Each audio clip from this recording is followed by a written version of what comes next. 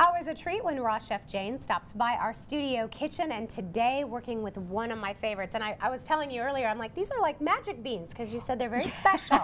They are special. These beans are on trial from the University of Tennessee, and being that Glenn and I are both master gardeners, we have the privilege of growing these in our garden.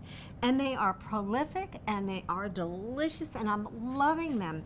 And I'm really enjoying them. I picked them yesterday because it's raining today, so I picked them yesterday afternoon. Okay, tell me about the color here. I know, isn't that something? They're like a purplish, dark purple, blue, black. I mean, a unique color, very different, and they're really pretty, and they're tasty. And we're going to make them in a really fun way. Okay, I like making them in fun ways. Yes, they're fun. And this is a produce bag from the grocery store.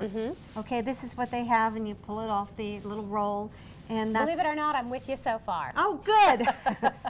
Okay, so we have our produce bag. Now I have some beans that are not, that are just, I have the ends taken off of them, and I've broken them into small pieces. Okay. I'm going to put those into the bag.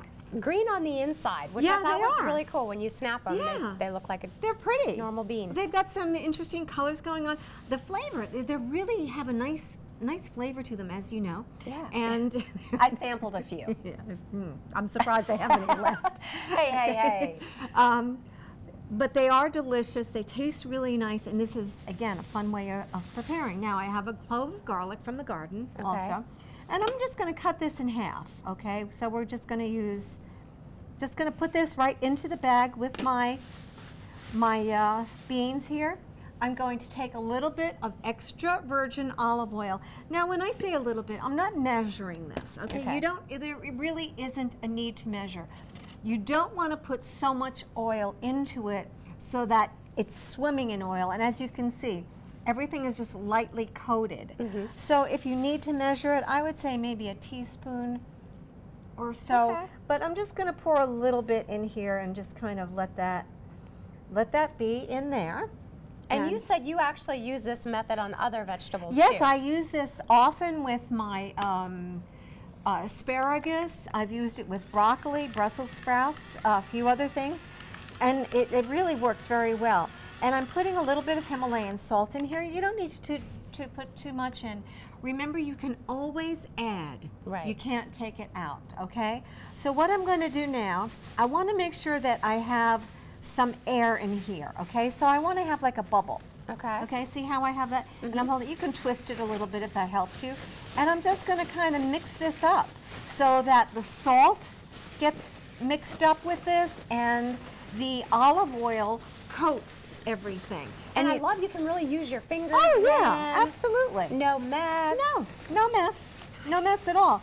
Now you don't want to break down the garlic, the pieces of garlic. You just want to have the flavor and the whisper of garlic in there. You don't want to have necessarily, I mean, you can certainly eat it because it is delicious, but we really just, for the intents and purposes of this dish, we just want to have that beautiful, nice garlic flavor. And you know I like my Sevillano extra virgin olive oil from Olive Oil Divine, which is just dreamy as far as I'm concerned. So this is basically it, okay? So, and then will it soften them? Well, what we're going to do next is you put them into a bowl. I prefer using a nice glass pie plate that I have, or a glass dish. Okay. And I cover them with plastic wrap, and I put them into the bottom of my dehydrator and dehydrate them from anywhere from a half an hour to an hour. It doesn't even matter. I'm sure that you could probably put this into your oven and do the same type of thing. But being that I don't cook anything of that nature, I don't know. But this is it. This is the finished product, and they're delicious. They are so yummy, and again, this technique can be used on other vegetables as well. Raw Chef Jane, great to have you on the show. Thank you. Keep us posted on these beans and how they do, okay? You betcha. All right, you can check out her website for more information.